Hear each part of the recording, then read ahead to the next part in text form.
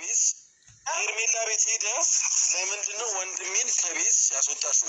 እንደ ሰው ለምንድነው ያልቆጣሽው ብለህ እሷን መውቀስ ነበረ። እኔ ሄጄ ገና ሄርሜላን ልውቀስ?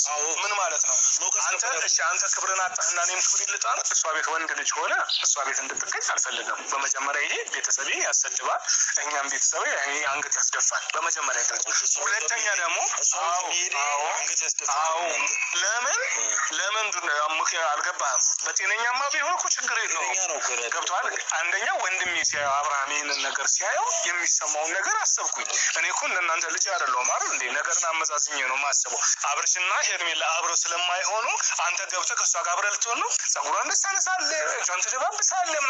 ይሄ ፍላጎት ሌላ ነገር እንዳለ ወይ ደግሞ ሌላ ነገር የምትፈልግ አይነት ፍላጎቱ ሌላ ነገር ባይሆን ደግሞ እንደዚህ እሷ ቤት አብርሃም በሌለበት ሄዶ ቤት ገብቶ ጸጉሯን መነካካት ለመሳም የሚታገል ለመመገጥ የሚታገል ወንድም ነው ሲጀምር ማለት ነው። ወይኔ በዚህ ዘመን ማለት የመጨረሻ ዘመን የደረስ ነው። ወንድም በወንድሙ ላይ ግፍ፣ ወንድም በወንድሙ ላይ ጩቤ፣ ወንድም በወንድሙ ላይ ስኪን ቢላዋ የሚያነሳበት ዘመን እንደደረስን ነው ያየነው። ማታ አብርሃም አየው፣ ጋሽ አየው፣ ህዝብ ሙሉ አይቶታል። የወንድምህን ቅሌት ማለት ነው።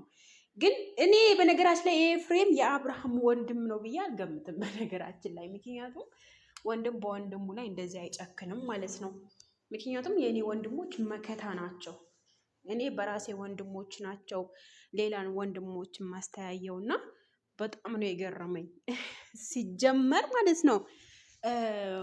አብርሽ ኤፍሬም የራሱ ለማድረግ እየታገለ ነው ሲጀመር ማለት ነው።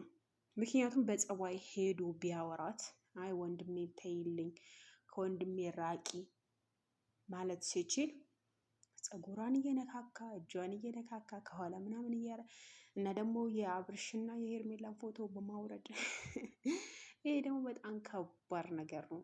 ከገባችሁ እናንተ ከገባችሁ ማለት ነው። ሲጀመር ኤፍሬም ደጋግሞ ተናግሯል።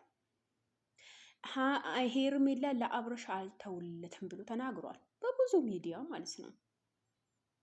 በነገራችን ላይ ወንድም በወንድሙ ላይ ስኪን የሚያነሳበት ዘመን ስለደረስን አይን እያየን ነው ሲጀመር ማለት ነው።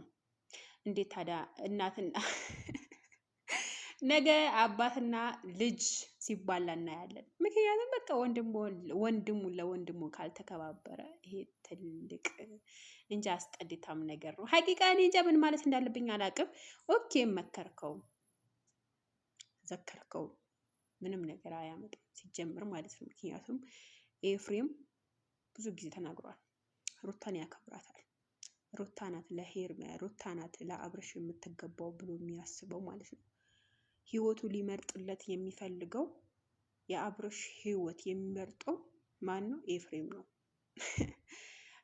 እሱ አይደለም የሚኖረው ኑሮውን ማለት ነው። አብርሃም ነው የሚኖረው። ቢከፋውም ቢደላውም ቢያለቅስም አብርሃም ነው የሚኖረው ማለት ነው።